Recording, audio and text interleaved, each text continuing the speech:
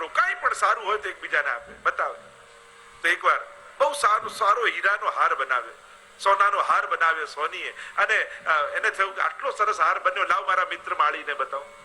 ગયા માળી પાસે ને કહેવા લાગ્યો કેટલો સરસ સોનાનો હાર. અને માળી સારું ને ખોટું કઈ રીતે ચકાસે? એને તો સોનાનો હાર લીધો ને સૂંઘ્યો, ફેંકી દીધો, કઈ સુગંધ તો આવતી નથી આમ. અને અઠવાડિયા પછી બગીચામાં એટલું સુંદર ફૂલ ઉગ્યું, એટલે પેલા માળીને એમ થયું કે લાવ મારા મિત્ર સોનીને બતાવ કેટલું સરસ ફૂલ ઉગ્યું, આટલું સિંચીને મેં મોટું કર્યું ને આવું સુંદર ફૂલ ઉગ્યું. ફૂલ તોડીને ગયો સોની મિત્ર પાસે ને કહ્યું કે જો કેટલું સરસ ફૂલ છે. અને સોની સારું કઈ રીતે ચકાસે? એને પથ્થર લીધો ને ઘસ્યું, ફૂલ ફાટી ગયું કે આમાં સારું શું છે? બંને પોતાની રીતે માપવા ગયા એટલે બંને ઉત્તમ વસ્તુનો આનંદ ન માણી શકે. આપણી સાથે પણ જીવનમાં એવું જ થાય છે. ફૂલને સૂંઘીને ચકાસાય, સોનાને ઘસીને ચકાસાય, દરેકને ચકાસવાની પદ્ધતિ જુદી હોય છે. આ જો શીખી જશો તો જીવનમાં પ્રસન્નતાને પામી જશો. પણ દરેકને પોતાની બુદ્ધિની ફૂટપટ્ટીએ માપવા જશો તો ઘણીવાર સારી ક્ષણોને ચૂકી જશો. અન્યસ્ય દોષ ગુણ ચિંતનમાસ મુક્ત્વા, તો શું કરું? તો કે સેવા કથા રસમહો નિતરામ પિબત્વ. સેવા અને કથા રસના નિત્ય પાન કરો પિતાજી. કારણ કે હવે મોકો છે. પહેલા ઈચ્છા હતી, અવસર નતા મળતા. હવે અવસર છે તો ઈચ્છા થતી નથી.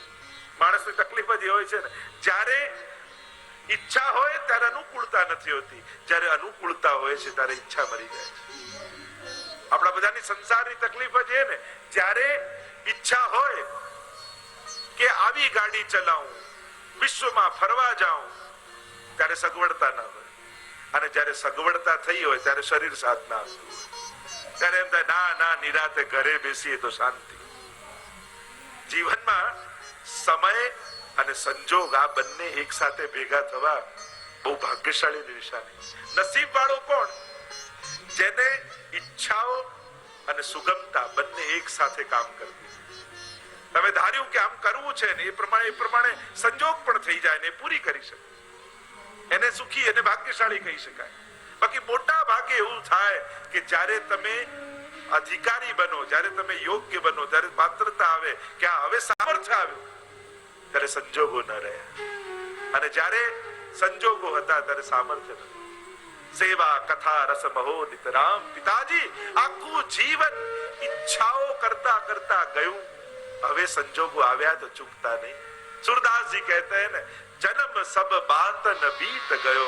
આખી જિંદગી વાતો કરવામાં ગઈ, આમ કરીશ, આમ કરીશ, આમ કરીશ. બાળપણ રમવામાં ગયું, ભણવામાં ગયું, યુવાની કામ ધંધામાં ગઈ, અને એમ કરતા કરતા ક્યાં ગડપણ આવી ગયું.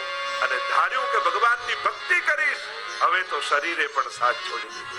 જન્મ સબ બાત ન બીત ગયો, બાત ન બીત ગયો. જન્મ સબ બાત ન બીત ગયો.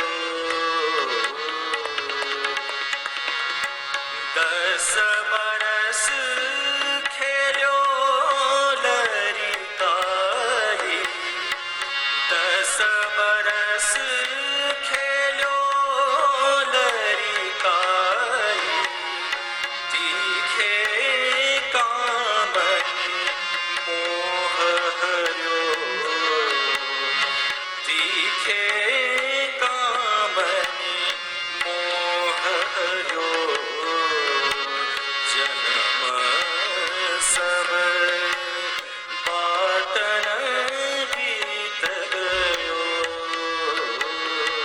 આ બધા બેફામ જે રડી રહ્યા છે મોત પર, એ બધાએ જ જિંદગી આખી રડાવ્યો છે. ગયા પછી જે રડે છે એને તો આખી જિંદગી રડાવ્યા હોય. સાચવવામાં, પાળવામાં કેટલા ભોગ મા બાપ આપતા હોય છે. પોતાના બાળકોને મોટા કરવામાં, એમની ઈચ્છા પૂરી કરવામાં પોતાની કેટલી ઈચ્છાઓને મારતા હોય છે. અને જ્યારે મોટા થાય, ગરડા થયેલા મા બાપને દીકરો જ્યારે સંતતિ જ્યારે એમ કહે કે તમે અમારા માટે કર્યું છે, અને ત્યારે માતા પિતાને આઘાત લાગે. આખી જિંદગી ગુમાવી અને આ સાંભળવાનું, એના કરતા પોતાની ઈચ્છાઓ પૂરી કરી હોત તો સારું થાત. પણ હજી અવસર છે ભગવાનને મેળવવાનો. વૃદ્ધા અવસ્થા એટલે પોતાના માટે જીવવાનો સમય. પકડી લો માળા અને પ્રભુના નામનું ભજન શરૂ કરો. 30 भयो माया के पीछे, 30 भयो माया के पीछे, देश विदेश छयो, 40 बरस में राज्य छुपाए, 40 बरस में राज्य छुपाए, उपजत लोभनयो, जन्म सब पाटन बीत गयो. 30 નો થયો, ધંધે લાગ્યો, સફળતાઓ મળવા લાગી. થયું કે અહીંયા કરું, અહીંયા કરું, અહીંયા કરું. સફળ થવું ખરાબ નથી, ખૂબ આગળ વધો. પ્રગતિ સારી છે, પણ સદગતિને ભૂલ્યા વગર પ્રગતિ કરે. મારી ક્યાંક અધોગતિ ન થઈ જાય. એટલે જીવનમાં જ્યારે સફળતા આવે ને ત્યારે કોઈ સદગુરુનો સંગ રાખજો. કે જીવનમાં બધા પ્રત્યે દિશાઓથી સફળતા મળી રહી છે, ખૂબ કમાવું છું, કોઈક સારો રસ્તો બતાવો. જો સારો રસ્તો લક્ષ્મીને ન મળ્યો તો પોતાની રીતે ખોટા રસ્તાઓ ગોતી લેશે. સત્કાર્યમાં એ સમય સફળતાના સમયે કોઈ સજ્જન વ્યક્તિનો સંગ જરૂર રાખો. જેથી એ સમયે, કારણ કે જ્યારે ચારે બાજુથી સફળતા આવે ને ત્યારે માણસને પોતાના બુદ્ધિનું બહુ બળ આવી જાય, અહંકાર આવી જાય કે મારા જેવો હોશિયાર કોઈ નહીં, હું જે નિર્ણય લઉં એ બધા જ સાચા પડે, હું જે કરું એ બધું જ સાચું. અને ત્યારે જ પતનનો ભય. એક ગુરુ પોતાના શિષ્યને ઝાડ પર ચડતા શીખવતા. જ્યારે ચડતો હતો ત્યારે કઈ ન બોલ્યા, બહુ અઘરું, આંટી બિડાવી ઉપર ચડ્યો, છેક ઉપર ચડ્યો અને પછી ધીરે ધીરે નીચે ઉતરવા લાગ્યો. એટલે ગુરુ કે બરાબર પકડજો, આંટી બરાબર મારજે, હાથથી બરાબર પકડજે. 25 વાર ટોકી દીધો. એટલે નીચે ઉતરીને પેલા શિષ્ય કેવું, ગુરુદેવ ચડવું અઘરું હતું ત્યારે કઈ ના બોલ્યા, ઉતરવું તો સાવ સહેલું હતું ને ત્યારે મને 25 વાર ટોકી દીધો, આવું કેમ? ત્યારે ગુરુએ કહ્યું, અઘરું હતું ત્યારે તું પોતે સાવધાન હતો, લપસવાની બીક તો જ્યાં સહેલું લાગે ત્યાં જ હોય છે. सूखी त्वचा कमर भरे, सूखी त्वचा कमर भरे, सब ठाठ भयो, लड़िका बहू कहो नहीं माने, लड़िका बहू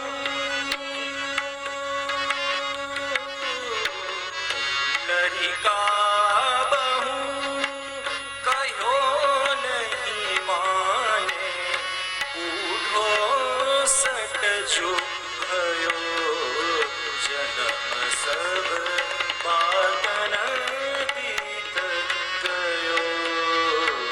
ધીરે ધીરે શરીર હાથથી સરકવા લાગ્યું. આજ સુધી શરીર આપણને સાચવતું હતું, હવે શરીરને આપણે સાચવવાનો વારો આવ્યો.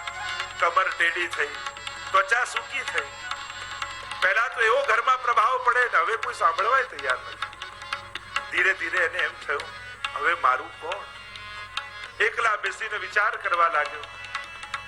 ધીરે ધીરે શરીર હાથમાંથી સરકવા લાગ્યું. જે બળ હતું એ ગયું. છેલ્લી ઘડીએ યાદ આવ્યું, અરે હાથથી તો કાંઈ સત્કર્મ નથી. જીવનમાં સાચું બળ શું છે? પૈસાનું નહીં, પદનું નહીં, સામર્થ્યનું નહીં. સાચું બળ એ પરિવારના લોકો છે. જેને ગડપણમાં પરિવારના લોકોનો સાથ હોય ને એ સૌથી ભાગ્યશાળી વ્યક્તિ છે. જ્યારે રામ અને રાવણનું યુદ્ધ થયું ને અને રાવણે પ્રશ્ન કર્યો કે ભગવાન, મારી પાસે આટલું સામર્થ્ય, આટલી વિદ્યા, આટલી તાકાત, આટલું ધન, છતાંય હું હાર્યો કેમ? ત્યારે રામે કહ્યું કે પદ પૈસાથી ન જીતાય, સગો ભાઈ સાથે હોય ને તો જીતાય. ધીરુભાઈ આ તો યોગેશભાઈ જેવા ભાઈઓ સાથે હોય ત્યારે આવી કથા થાય. હવે ધીરુભાઈ કાયમ એમના ભાઈની પ્રશંસા કરે, મોટા ભાઈના આશીર્વાદ. જો આ પરિવારનું આ જ વૈભવ છે, આ જ સમૃદ્ધિ છે કે જ્યારે મોટી ઉંમરે સ્વજનોના સાથ હોય ત્યારે જીવનના યુદ્ધો જીતાતા હોય. नहीं हरि भजन गुरु की सेवा, नहीं हरि भजन गुरु की सेवा, नहीं कछु दान दियो सूरदास.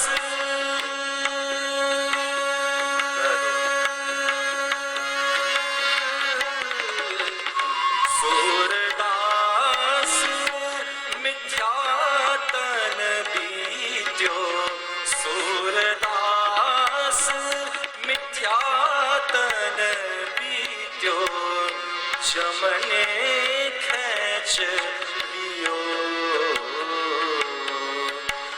जमने खेच लियो, जन्म सब पातन बीत गयो.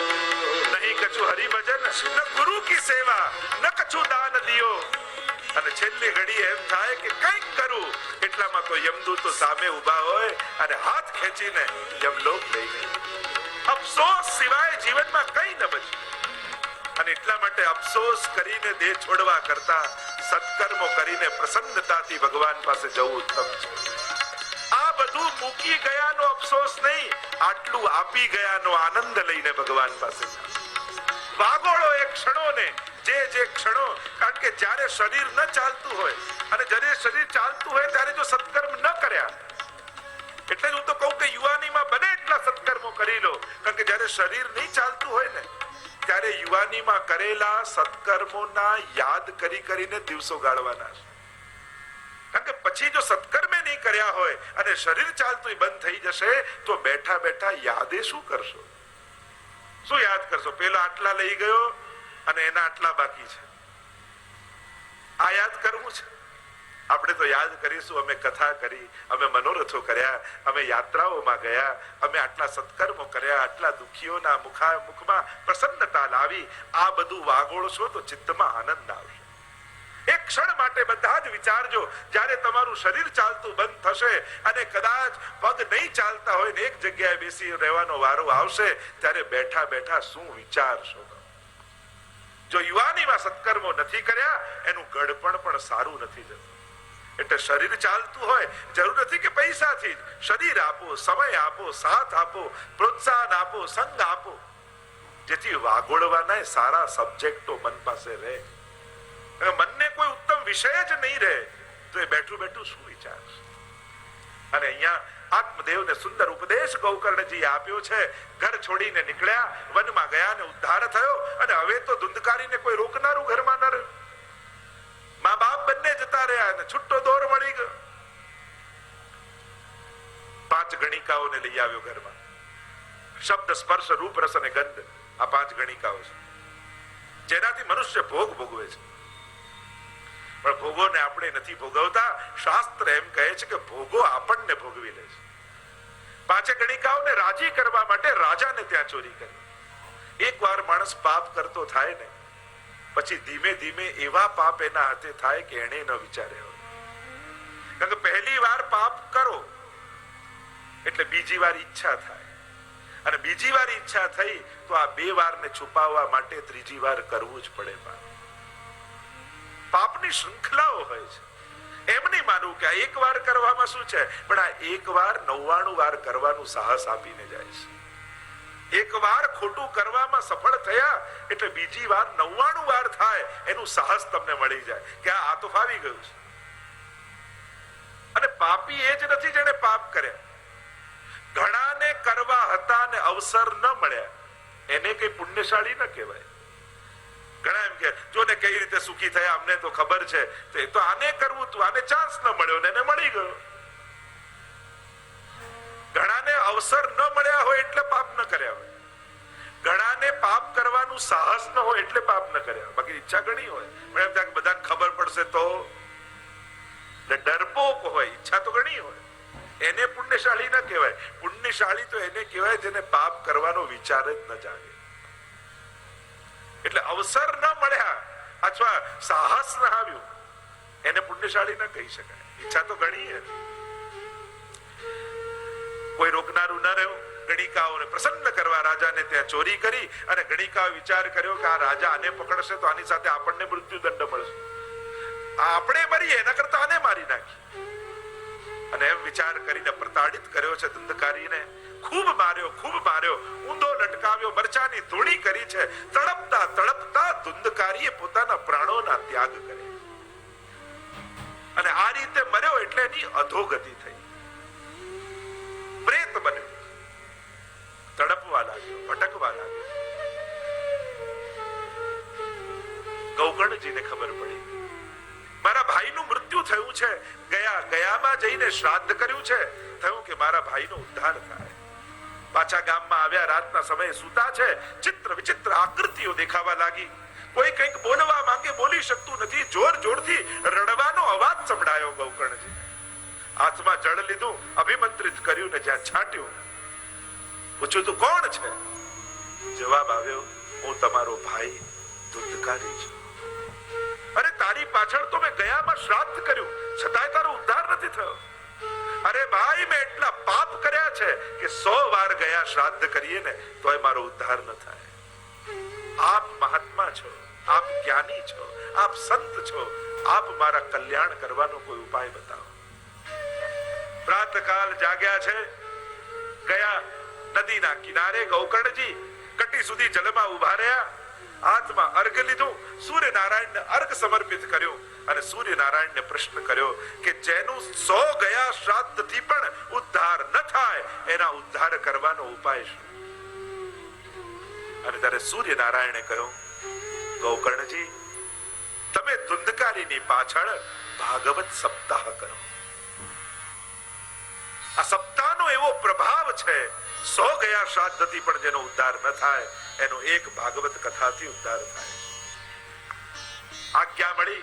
ગૌકર્ણજી તો પરમ જ્ઞાની છે, સમસ્ત નગરવાસીઓને આમંત્રિત કર્યા છે. કારણ કે ભાગવત કથામાં જેટલા લોકો એનો લાભ લે એટલું પુણ્ય અધિક.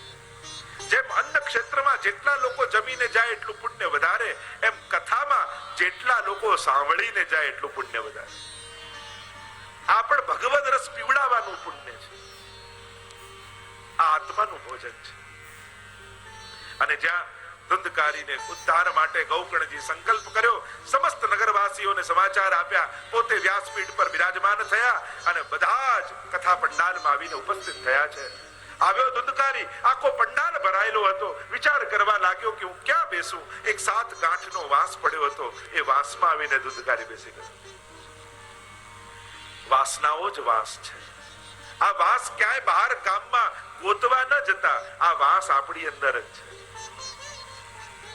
કામ, ક્રોધ, લોભ, ઈર્ષા, દ્વેષ, મદ, મત્સર આદિ 7 ગાંઠોનો વાસ આપણા બધાની ભીતર છે.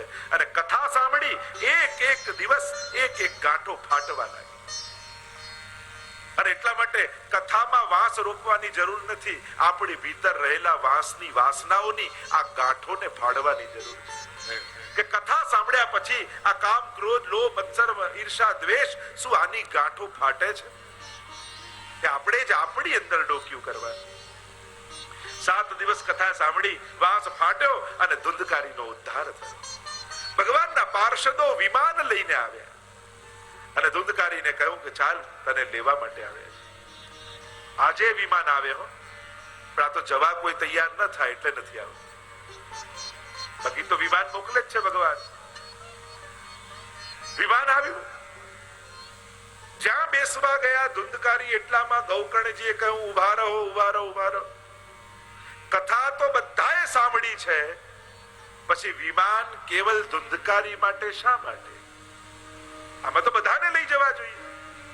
અને ત્યારે પાર્ષદોએ સુંદર ચર્ચા કરી છે. અદ્રઢમ ચ હતમ જ્ઞાનમ પ્રમાદેન હતમ શ્રુતમ સંદિગ્ધો હિ હતો મંત્ર વિક્રચિતો હતો જપઃ. આટલી વસ્તુથી આટલી વસ્તુનો નાશ થાય. જ્ઞાનને દ્રઢ કરવામાં ના આવે તો જ્ઞાનનો નાશ થાય. અદ્રઢમ ચ હતમ જ્ઞાનમ પ્રમાદેન હતમ શ્રુતમ. શ્રવણ કરવામાં જો પ્રમાદ રાખો તો શ્રવણનો નાશ થાય. સંદિગ્ધો હિ હતો મંત્ર. તમે મંત્ર જાપ કરતા હો પણ એમાં જ તમને સંદેહ અને શંકા હોય તો એ મંત્ર પણ ફલિત ન થાય. પૂર્ણ નિષ્ઠા સાથે મંત્ર કરો. વ્યક્રચિતો હતો જપ, વ્યક્રચિતથી કરેલા જપનો નાશ થાય. એટલે શ્રવણસ્ય વિભેદેન ફલભેદો અત્ર સંસ્થિત. શ્રવણના ભેદથી ફલનો ભેદ થયો છે. કથા એ જ હોય, પણ જેવા ભાવે જે સાંભળે એને એવું ફળ મળે. વરસાદ પડતો હોય, કોડિયું હોય, થાળી હોય, પવાલો હોય, જેવું પાત્ર હોય એવી પ્રાપ્તિ થાય.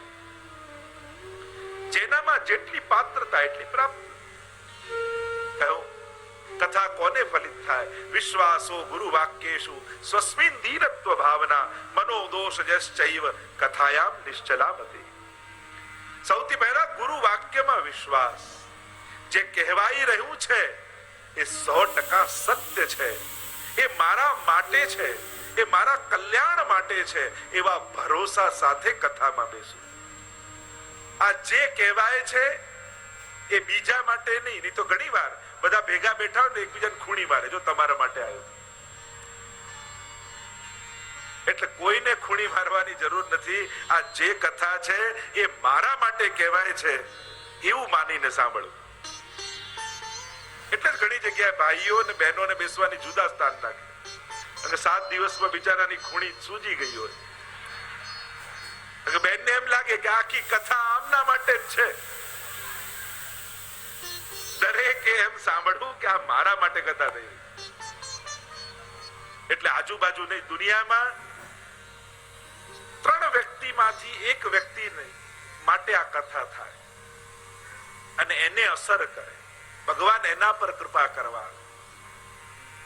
કથામાં દરેક 3 માંથી એક ઉપર ભગવાન સ્પેશિયલ કૃપા કરવા માટે આવે.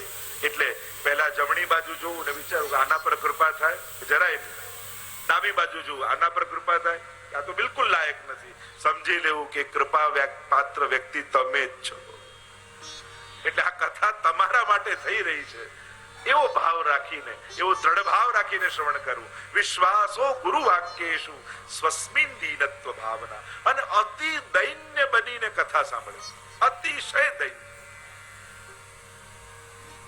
અતિશય દૈન્ય ભાવ રાખે કે મારા પર ઠાકોરજીની અતિ કૃપા છે કે મને આ કથા સાંભળવાનો અવસર મળ્યો છે. ઠાકોરજી અમને નિમિત્ત બનાવ્યા છે પ્રભુએ.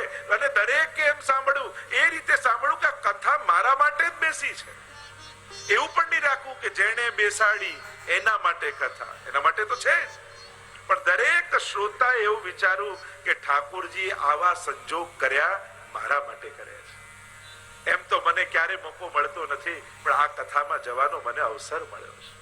એવો દૈન્ય ભાવ રાખો. તમે દુનિયામાં સંસારમાં ગમે તેટલા મોટા પદ ઉપર પહોંચ્યા હો, પણ જ્યારે ભગવાનના સ્થાને આવો, ભગવાનની કથામાં આવો, ત્યારે એક ભક્ત બનીને બેસજો.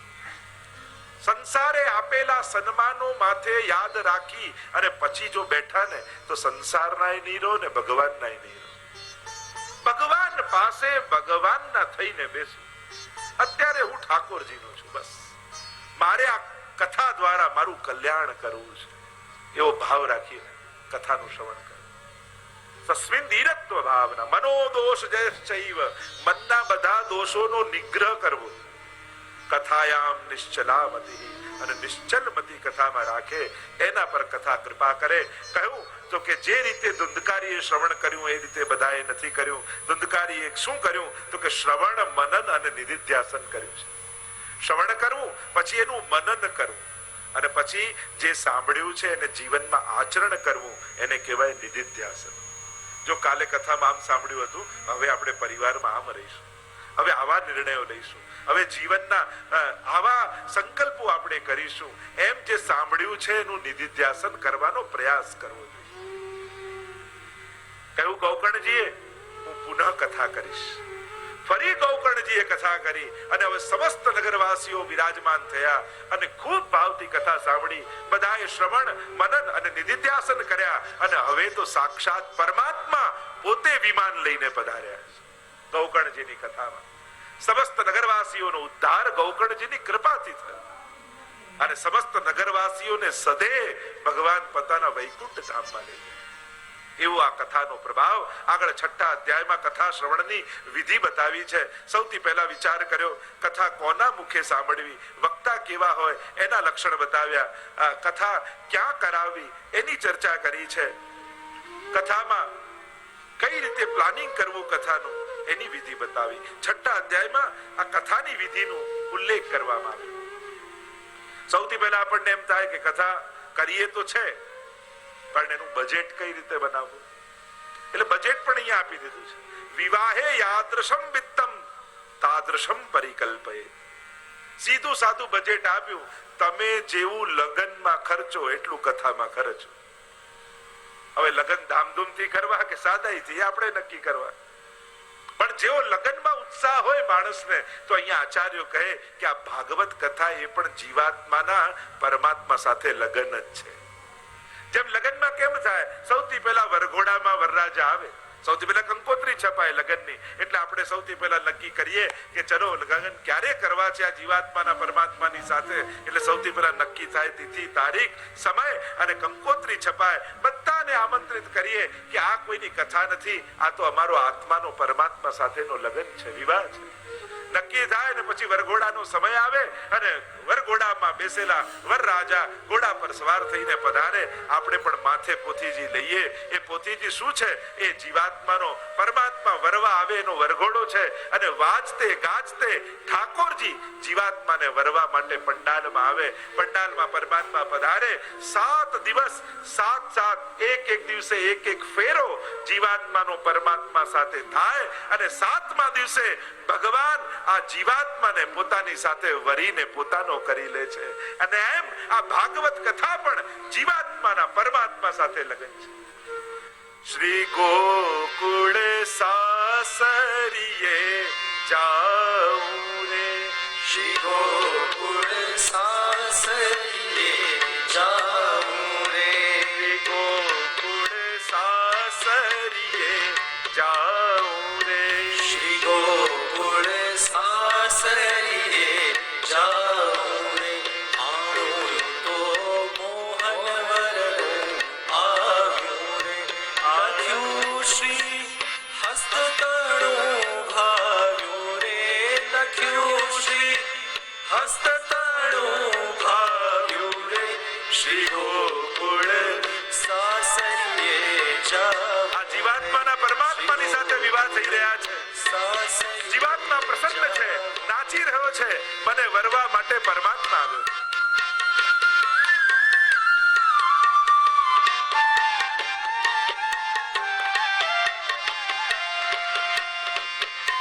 જય હો.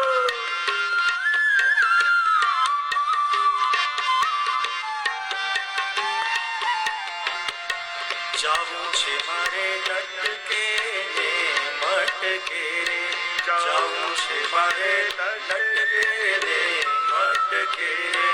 મોહન વર જોઈ જોઈ મન અટકે, મોહન વર જોઈ જોઈ મન અટકે. પાએ ને પુરિયા ઠમકે રે, પાએ દે ને પુરિયા ઠમકે રે. શ્રી ગોકુળ સાસરીએ જાઉં રે, શ્રી ગોકુળ સાસરીએ જાઉં રે. ऐसे वर को क्या वरूं जो जन्मे मर जाए, वरवरिये गोपाल सो मारो चुडलो अखंड जाए.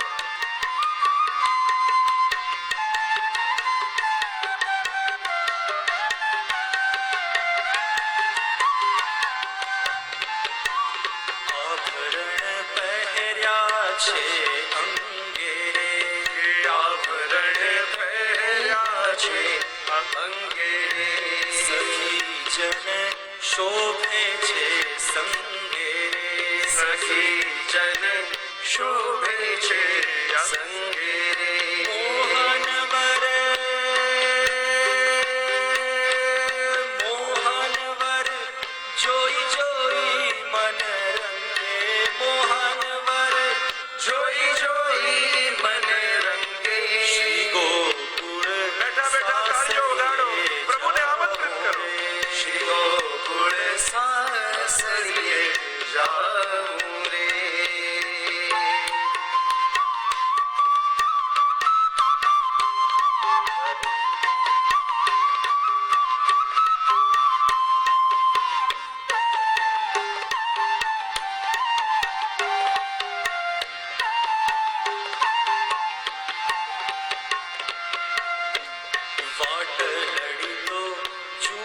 છે વાલો રે વાટલડી તો જુએ છે વાલો રે સખી જન વહેલેરા ચાલો રે સખી જન વહેલેરા ચાલો રે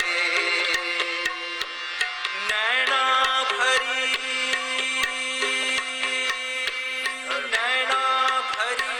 પ્રીતમ વર નિહાળો નૈના ભરી પ્રીતમ વર નિહાળો શ્રી ગોકુળ સાસરીએ જાઉં રે શ્રી ગોકુળ સાસરીએ જાઉં રે સાસરિયું મને વાલેરું લાગે રે સાસરિયું મને વાલેરું લાગે રે ત્યાં તો મારી મનોકામના ભાગે રે ત્યાં મારી રામ વાસના આગે રે મોહનવર જોઈ જોઈ રઢ લાગે મોહનવર જોઈ જોઈ રઢ લાગે શ્રી ગોકુળ સાસરીએ જાઉં રે શ્રી ગોકુળ સાસરીએ જાઉં રે સખી મારે અવસર રૂડો રે સખી મારે અવસર રૂડો રે અવિચલ અખંડ પહેર્યો ચૂડો રે અવિચલ અખંડ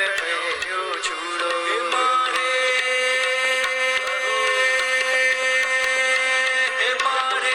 ગોકુળપતિ વર રૂડો હરે શ્રી ગોકુળપતિ વર રૂડો શ્રી ગોકુળ સાસરીએ જાઉં રે શ્રી ગોકુળ સાસરીએ જાઉં રે આણું તો મોહન વરનું આવ્યું રે આણું તો મોહન વરનું આવ્યું રે લખ્યું શ્રી હસ્તતણું ભાવ્યું રે લખ્યું શ્રી હસ્તતણું ભાવ્યું રે શ્રી ગોકુળ સાસરીએ જાઉં રે શ્રી ગોકુળ સાસરીએ બોલો કૃષ્ણ કનૈયા લાલ કી જય શ્યામ સુંદર ભગવાન કી જય ભાગવત ભગવાન કી જય શ્રી ગોકુળ સાસરીએ જાઉં રે શ્રી ગોકુળ સાસરીએ જાઉં રે શ્રી ગોકુળ સાસરીએ જાઉં શ્રી ગોકુળ સાસરીએ જાઉં રે કૃષ્ણ કનૈયા લાલ કી જય આ 7 દિવસ એ ભગવાન સાથે જીવાત્માના અલૌકિક વિવાહ છે 7મા દિવસે આ પરમાત્મા તમને પોતાનો કરી લેશે કરો કૃપા હું કરું વિનંતી પોતાનો કરી જાણો એના રંગે રંગી દેશે તમે એના થઈ જશો એને ગમતું ગમવા લાગશે એને ભાવતું ભાવવા લાગશે જેમ એક કન્યા પરણીને પતિ પાસે જાય ત્યારે પોતાની બધી જ ઈચ્છાઓ બધી જ રુચિઓ પતિ પરખ કરી દે છે એમ ભાગવત સાંભળ્યા પછી આ જીવાત્મા પરમાત્મા પરખ થઈ જશે એને રૂચે રૂચવા લાગશે એને ગમે ગમવા લાગશે તો આમ 7 દિવસમાં ભગવાનને આપેલા 7 વચનો જીવાત્માના છે મહાત્માની કથાને અહીંયા વિરામ આપીએ બોલો કૃષ્ણ કનૈયા લાલ કી જય પ્રથમ સ્કંદમાં પ્રવેશ કરીએ 12 સ્કંદ એ શ્રીનાથજી બાબાના 12 અંગ છે ભાગવતજીમાં મુખ્ય 12 સ્કંદ છે અને વેદમાં પરમાત્માનું સ્વરૂપ દ્વાદશાંગો વહી પુરુષાહ એમ કહ્યું એ પરમ પુરુષ પરમાત્માના 12 અંગ છે એમ કહેવામાં એમ શ્રીનાથજી બાબાના પણ 12 અંગ છે એ જ શ્રીનાથજી બાબાનું વાંગ સ્વયંમય સ્વરૂપ એટલે ભાગવતજી એટલે એના 12 સ્કંદ સાથે શ્રીનાથજી બાબાના 12 અંગની સમાનતા આચાર્ય ચરણ કરે છે પ્રથમ 2 સ્કંદ ભાગવતજીના શ્રીનાથજી બાબાના 2 ચરણારવિંદ છે ત્રીજો અને ચોથો સ્કંદ શ્રીનાથજી બાબાના બંને બાહુ છે પાંચમો અને છઠ્ઠો સ્કંદ શ્રીનાથજી બાબાની બંને જંઘાઓ છે સપ્તમ સ્કંદ શ્રીનાથજી બાબાનો મુષ્ટિક વાળો હાથ છે આઠમો અને નવમો સ્કંદ શ્રીનાથજી બાબાના બંને વક્ષસ્થળ છે દશમ સ્કંદ શ્રીનાથજી બાબાનું હૃદય છે એકાદ સ્કંદ એ મસ્તક અને 12મો સ્કંદ એ શ્રીનાથજી બાબાનો ઊંચો ઉઠેલો હાથ જે હસ્તથી શ્રીનાથજી બાબા પોતાના નિજ ભક્તોને પોતાના આશ્રયમાં બોલાવે છે. આવ આવ આવ આવ. શ્રીનાથજી બાબાના સ્વરૂપની આ જ ભાવના છે. સ્વરૂપ ભાવના શ્રીનાથજીની શું કે ઊંચો હાથ કરી પોતાના નિકુંજના દ્વાર ઉપર ઉભા રહી શ્રીનાથજી બાબા પોતાના નિજ ભક્તોને પોતાના શરણમાં નિકુંજમાં બોલાવી રહ્યા છે. આવ આવ આવ આવ. અને જ્યારે જીવ શરણે આવે ત્યારે શ્રીનાથજી બાબાનો જમણો હાથ મુઠ્ઠી વાળો, અંગૂઠો બાર આમ કમર ઉપર છે. એટલે શરણે જીવ આવે ને એટલે શ્રીનાથજી બાબા ભક્તના હૃદયને પોતાના મુઠ્ઠીમાં બંધ કરીને અને અંગૂઠો બહાર કાઢી માયાને અંગૂઠો બતાવે છે કે આ જીવ હવે મારો થઈ ગયો, તારા કામનો રહ્યો નથી. હવે તારો પ્રભાવ આના ઉપર નહીં ચાલે, આ મારો થઈ ગયો. કારણ કે મામે વયે પ્રપદ્યંતે માયા મેતામ તરંતિ. જે મારા હોય એ માયાને તરી જાય છે. આ સ્વરૂપ ભાવના. તો આ બારે બાર અંગ શ્રીનાથજી બાબાના એ આ 12 સ્કંદ છે. શ્રીનાથજી બાબાના જો તમે દર્શન કરો તો શ્રીનાથજીના તો દર્શન કરો જ છો, પણ શ્રીનાથજી બાબાની આસપાસ રહેલી કંદરાઓના પણ તમે દર્શન કરો છો.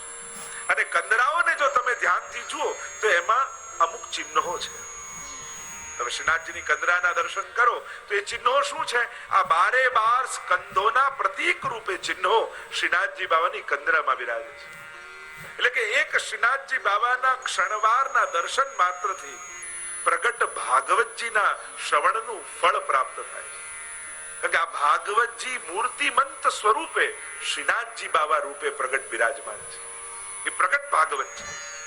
તમે શ્રીનાથજી બાબાના કંદરાના દર્શન કરો તો સૌથી પહેલા શ્રીનાથજીની કંદરામાં 2 ગાયો તમને દેખાશે. એ ગાયો એ ભાગવતના પ્રથમ સ્કંદનું ચિહ્ન છે, સંકેત છે. કારણ કે ગાય પ્રથમ સ્કંદમાં કથા આવે છે, ધર્મ અને પૃથ્વીનો સંવાદ આવે છે. ધર્મ બળદ રૂપે છે અને પૃથ્વી ગાય રૂપે છે અને બંને સંવાદ કરી રહ્યા છે. તો આ 2 ગાયો બીજું કાંઈ નહીં, આ ધર્મ અને પૃથ્વી છે, જે પ્રથમ સ્કંદના પ્રતીક રૂપે છે શ્રીનાથજી બાબાની કંદરામાં. શ્રીનાથજી બાબાની કંદરા જોશો તો શ્રીનાથજીની ઉપર એક શુક છે, પોપટ છે. કંદરામાં ઉપર પોપટ બેઠેલું છે. એ દ્વિતીય સ્કંદનું પ્રતીક છે. કારણ કે દ્વિતીય સ્કંદથી શુક ઉવાચ, સુખદેવજી બોલવાનો પ્રારંભ કરે છે. એટલે આ દ્વિતીય સ્કંદ. શ્રીનાથજી બાબાની કંદરામાં મુનિ બિરાજમાન છે. એ મુનિ છે તૃતીય સ્કંદના પ્રતીક રૂપ કપિલ ભગવાન, જેમણે સાંખ્ય શાસ્ત્રનો ઉપદેશ કર્યો. શ્રીનાથજી બાબાની કંદરામાં બીજા 2 મુનિ બિરાજમાન છે. કંદરાને જોશો તો 2 ઋષિ દેખાશે. એ 2 મુનિ નર અને નારાયણ છે. એ ચોથા સ્કંદના પ્રતીક રૂપે છે. શ્રીનાથજી બાબાની કંદરામાં એક ઘેટાનું ચિહ્ન છે, ઘેટું મેષ. અને મેષ એ 12 રાશિમાંની પહેલી રાશિ છે. એ પંચમ સ્કંદનું પ્રતીક છે. કારણ કે પંચમ સ્કંદમાં કાલ ગણના આવે છે, જ્યોતિષ શાસ્ત્રનું વર્ણન આવે છે. તો આ મેષ એ 12 રાશિમાંની પહેલી રાશિ, એ 5મા સ્કંદના પ્રતીક રૂપે છે.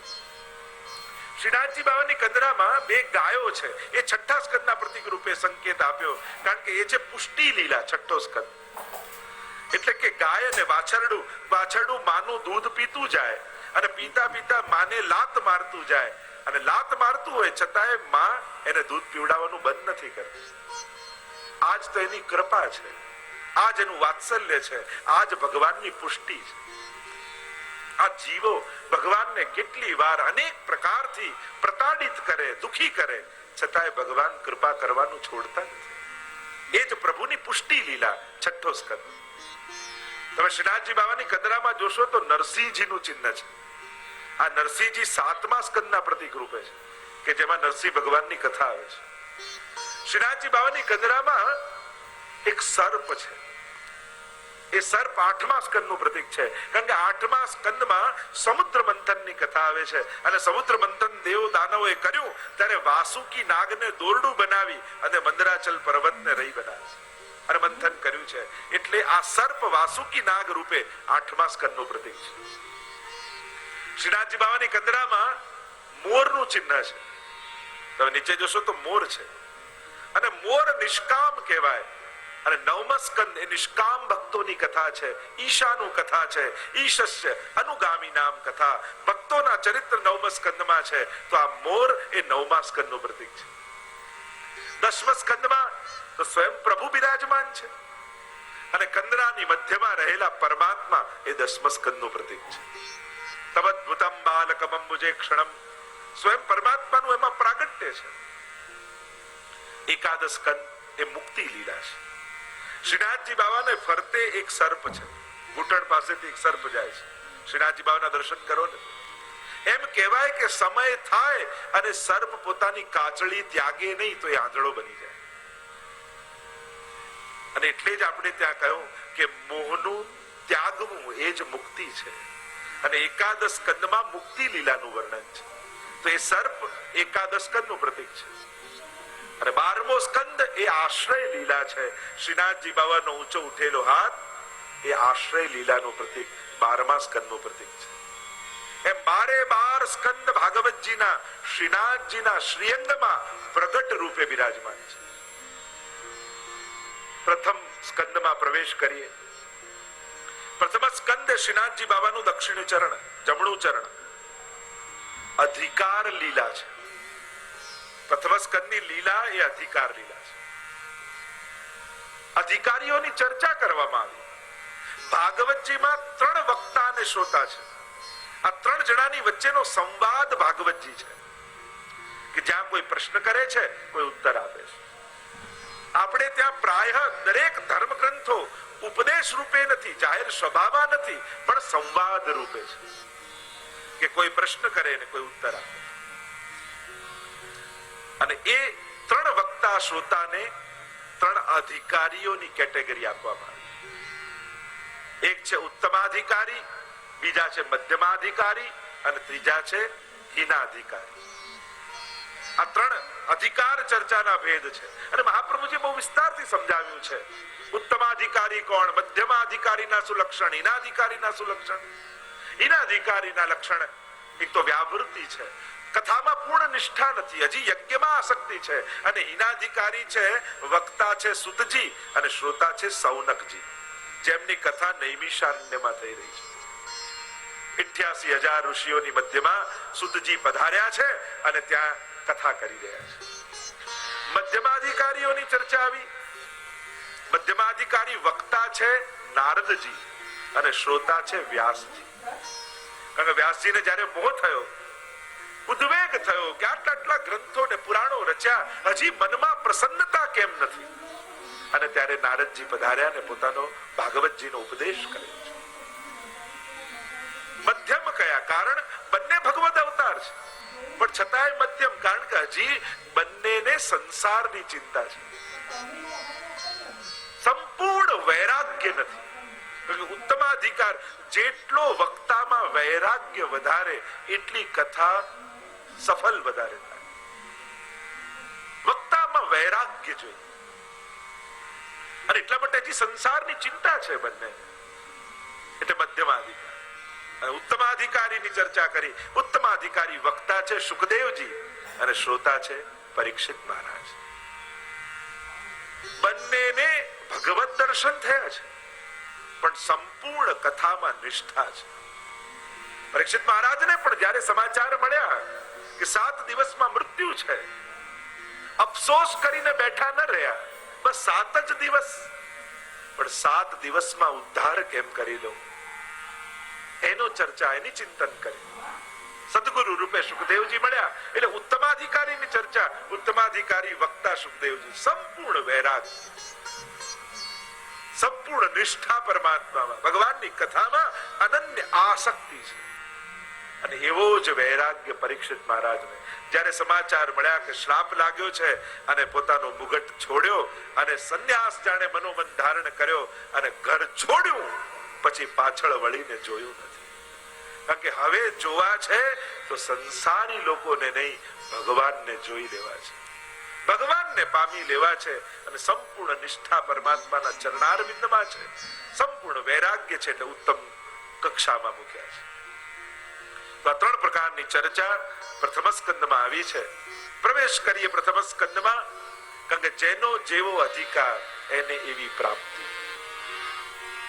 ધુંધકારીને મોક્ષ મળે, પણ પરીક્ષિતને તો ભગવાન મળે. કથા એ જ છે, પણ જેનો જેવો અધિકાર એવી પ્રાપ્તિ થાય. અને એટલા માટે કારણ કે અધિકાર બે રીતે વૃદ્ધિ થાય. એમ થાય કે આપણો આટલો અધિકાર તો વધે કેમ અધિકાર? તો કે બે રીતે, એક ઠાકોરજીની કૃપાથી અને બીજું ગુરુના જ્ઞાન. એનાથી અધિકાર વૃદ્ધિ થઈ શકે. પ્રવેશ કરીએ પ્રથમ સ્કંદમાં. 19 શ્લોક 19 અધ્યાયમાં પ્રથમ સ્કંદની ચર્ચા કરવામાં આવી. 1 થી 3 અધ્યાયમાં હીનાધિકારીની ચર્ચા કરી, 4 થી 6 અધ્યાયમાં મધ્યમાધિકારીની ચર્ચા કરી અને 7 થી 19 અધ્યાયમાં ઉત્તમાધિકારીની ચર્ચા કરી છે. મહાપ્રભુજીએ બહુ વિસ્તારથી અધિકાર ભેદની ચર્ચા કરી છે અને 16 ગ્રંથમાં જલભેદ અને પંચપદ્યાની આ બે ગ્રંથોમાં વક્તા અને શ્રોતા બંનેના લક્ષણોની ચર્ચા 16 ગ્રંથમાં પણ કરી છે. કેવા ભેદ વક્તાઓના હોય છે અને કેવા ભેદ શ્રોતાઓના હોય છે. 3 શ્લોકમાં મંગલાચરણ કર્યું પ્રથમ સ્કંદમાં. મંગલાચરણમાં પહેલા શ્લોકમાં બીજ, બીજામાં વૃક્ષ અને ત્રીજામાં ફળની વાત કરી છે. આ પ્રથમ શ્લોક માનો ભાગવતજીની ચાવી છે. સમગ્ર ભાગવતજીનો સમાવેશ આ એક શ્લોકમાં થઈ શકે છે, જેને પૌરાણિક ગાયત્રી કહેવામાં. એટલે કે જે ગાયત્રી મંત્રમાં વાત છે એ જ વાત આ પ્રથમ શ્લોકમાં ભાગવતજીના છે. એ જ ટ્રાન્સલેશન, આનું પૌરાણિક સ્વરૂપ ગાયત્રી મંત્ર. આ પહેલો શ્લોક મંગલાચરણ. ગાયત્રી મંત્ર એ વેદનું બીજ છે. મહાપ્રભુજીએ તો આખું ગાયત્રી ભાષ્ય લખ્યું છે. મહાપ્રભુજી સમજાવે છે કે ગાયત્રી એ તો પરબ્રહ્મનો મંત્ર છે. દેવીની તો આપણે ભાવના કરીએ છીએ, એ તો એના છંદનું નામ છે, પણ પરમાત્માનો એ મંત્ર છે. સવિતા શબ્દ આવવાથી લોકો દેવીની ભાવના કરે છે, પણ મૂળ સવિતા કોણ છે? તો કે પરમાત્મા. સૂતે પ્રસૂતે ઇતિ સવિતા, જેનાથી જન્માદિ થયું છે એ જ પરમાત્મા છે. જેમ ગાયત્રી મંત્રમાં આવ્યું તત્ સવિતુઃ વરેણ્યં ભર્ગો દેવસ્ય ધીમહિ ધિયો યો નઃ પ્રચોદયાત્. તત્ સવિતુઃ, એ સવિતા. કોણ સવિતા? તો આમ જે ગાયત્રી મંત્રમાં વાત છે એ જ વાત ભાગવતજીના પ્રથમ શ્લોકમાં મંગલાચરણમાં વ્યાસજી ગાન કરતા બોલ્યા. જન્માદ્યસ્ય યતોન્વયાદિતરત ચાર્થે સ્વભીય સ્વરા તેને બ્રહ્મરુદાય આદિ કવયે મુહ્યન્તિ સૂરય તેજો વારી મૃદામ યથા વિનિમયો યત્ર ત્રિસર્ગો વૃષા ધામ્ના સ્વેન સદા નિરસ્તકુહકમ સત્યમ પરમ ધીમહિ. સબ બોલે સત્યમ પરમ ધીમહિ, સત્યમ પરમ ધીમહિ. જે વાત ગાયત્રી મંત્રમાં વેદમાં કરવામાં આવી, વેદમાં વેદનો અધિકાર બધાને નથી, પણ પુરાણનો અધિકાર બધાને છે. એટલે એ જ વાત આ મંત્રમાં કરવામાં આવી, આ શ્લોકમાં કરવામાં આવી. જેમ ગાયત્રી મંત્રમાં કહ્યું તત્ સવિતુઃ, તે સવિતા જેનાથી સૂતે પ્રસૂતે ઇતિ સવિતા, જેનાથી જન્માદિ એટલે કે આ સૃષ્ટિનું સર્જન, પાલન અને લય થાય છે. એ કોણ છે? એ સવિતાનું સ્મરણ કરીએ છે અને એ સવિતા એ માં પરમાત્મા છે. અને એ જ વાત અહીંયા કહેતા કહ્યું જન્માદ્યસ્ય યતોન્વયાદિતરતઃ. જન્માદ્યસ્ય યતઃ, જે બ્રહ્મ સૂત્રમાં કહ્યું જન્માદ્યસ્ય યતઃ શાસ્ત્રયોનિત્વાત્. જન્માદિ જેનાથી થાય એટલે કે આ સૃષ્ટિનું સર્જન, પાલન અને લય પરમાત્મા કરે છે. મહાપ્રભુજીનો મત શુદ્ધાદ્વૈત બ્રહ્મવાદ છે. બ્રહ્મવાદને સંક્ષિપ્તમાં સમજવાનો પ્રયાસ કરી. ભગવાન પોતાનામાંથી જ આ બધું સર્જે છે. અને એટલા માટે મહાપ્રભુજી જગતને પણ સત્ય કહે છે. બ્રહ્મ સત્યમ જગત સત્યમ. માયાવાદમાં જગતને મિથ્યા માન્યું કે આ જે કાંઈ દેખાય બધું મિથ્યા છે. મહાપ્રભુજી જગત અને સંસાર બંનેનો ભેદ માને છે કે મનુષ્ય જે અહંતા મમતાથી પ્રગટ કરે છે એ મિથ્યા છે, પણ ભગવાને જે સર્જ્યું છે એ સત્ય છે. પુનઃ તર્ક કરવામાં આવ્યો કે જે નાશવંત હોય એને સત્ય કેમ કહેવાય?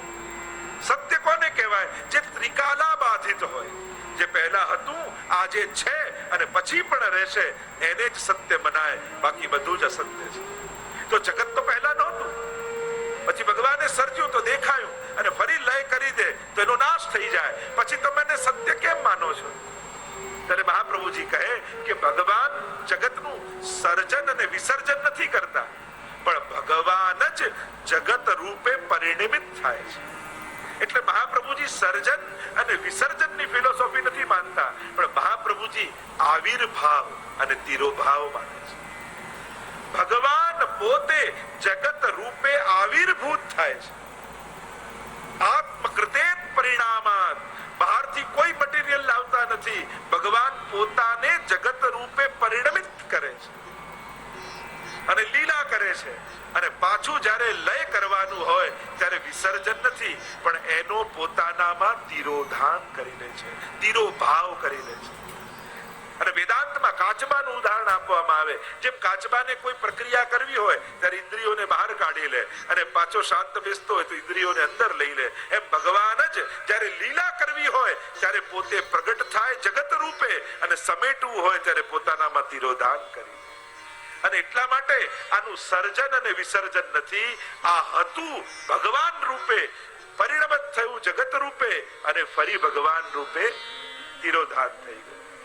જેમ રૂપ નામ વિભેદેન જગત ક્રીડતી યો યતઃ. જેમ તમને બંગડી તમારી જૂની થઈ ગઈ અને સોની પાસે જાઓ ને કહો કે આ બંગડી રાખ અને સોનું પાછું આપ. હવે બંગડી પણ સોનું જ છે, પણ આકાર બંગડીનો છે એટલે તમે સોનું કરીને નથી બોલાવતા, બંગડી કરીને બોલાવો છો. લે બંગડી લે, સોનું આપ. સોનું લીધું, બીજા સોની પાસે ગયા કે લે સોનું લે અને આના કુંડળ બનાવીને આપ. કુંડળ પણ સોનું છે, પણ જે રૂપ ધારણ કરે તમે એવા નામથી ઓળખો છો. એમ જ ભગવાન જ રૂપ નામ વિભેદેન જગત ક્રીડતી યો યત. રૂપ નામના ભેદથી એ ભગવાન જ ક્રીડા કરી રહ્યો છે, પણ આપણે એને એ આકાર અને નામથી ઓળખીએ છીએ. એટલે મહાપ્રભુજી સમજાવે બે પ્રકારના પરિણામવાદ. વેદાંતની થોડી ચર્ચા કરું તો વિકૃત પરિણામવાદ, બીજું છે અવિકૃત પરિણામવાદ. જેમ દૂધમાંથી દહીં થાય પણ દહીંનું પાછું દૂધ ન થાય, આને કહેવાય વિકૃત પરિણામવાદ. બીજું કહેવાય અવિકૃત પરિણામવાદ. નાનકડું રબડ હોય, તમે એને ખેંચો તો લાંબુ થાય, પણ છોડી દો તો પાછું જેટલું હોય એટલું થઈ જાય. આને કહેવાય અવિકૃત પરિણામવાદ. એમ ભગવાન જગત રૂપે પરિણમિત થઈ પણ વિકૃત નથી, અવિકૃત છે, પાછા પરમાત્મા રૂપે પરિણમિત થઈ જાય છે. જેમ ઉપનિષદના મંગલાચરણમાં કહ્યું, ઓમ પૂર્ણમદઃ પૂર્ણમિદં પૂર્ણાત પૂર્ણમુદચ્યતે પૂર્ણસ્ય પૂર્ણમાદાય પૂર્ણમેવાવશિષ્યતે. પૂર્ણ બ્રહ્મમાંથી પૂર્ણ જગત પરિણમિત થયું, પણ ભગવાનમાં કઈ ઘટી જતું નથી. પાછું પૂર્ણ જગત ભગવાનમાં ભળી ગયું તો ભગવાનમાં કઈ વધી જતું નથી, એ તો પૂર્ણ જ રહે છે. આમ ભગવાન સૃષ્ટિનું સર્જન કરે છે પોતાનામાંથી, પોતે જ પરિણમત થઈને. એટલે કે જેમ ઘડો માટીનો બનાવો તો માટી એ ઉપાદાન કારણ કહેવાય ઘડાની, અને કુંભાર એ નિમિત્ત કારણ કહેવાય. પણ ભગવાન જ આ જગતનું ઉપાદાન કારણ છે અને એ જ નિમિત્ત કારણ છે. બ્રહ્મ સૂત્રનું એક સૂત્ર છે, કાર્ય કારણ અભેદાત. કાર્ય અને કારણ અભેદ હોય. કારણ પરમાત્મા છે, કાર્ય જગત છે. જો કારણ રૂપ પરમાત્મા સત્ય છે તો સત્યમાંથી અસત્ય ક્યારે પ્રગટી ન શકે. અને એટલા માટે મહાપ્રભુજી જગતને પણ સત્ય રૂપે પ્રતિપાદિત કરે છે. જન્માદ્યસ્ય યતઃ. અહીંયા કહ્યું જન્મ આદિ ભગવાનથી થયો. તેજો વારી મૃદામ યથા વિનિમયો યત્ર ત્રિસર્ગો મૃષા. જેમ દૂર મૃગજળ આપણને દેખાય, जिस तरह मिराज दिखाई देता है वह मृगजल दिखाई देता है. जैसे आप कोई रोड से आ रहे हो, जब रोड થી તમે આવતા હો સૂર્યનો પ્રકાશ પડે, આપણે લાગે પાણી છે, નજીક જાવ તો કઈ ન હોય. એ જ ભગવાનની માયા છે. જે આપણા આંખોનો આભાસ છે. પાણી કઈ હતું ને જતું ન રહ્યું, પણ આપણી આંખોના આભાસને કારણે એ પાણી દેખાય, હતું જ નહીં.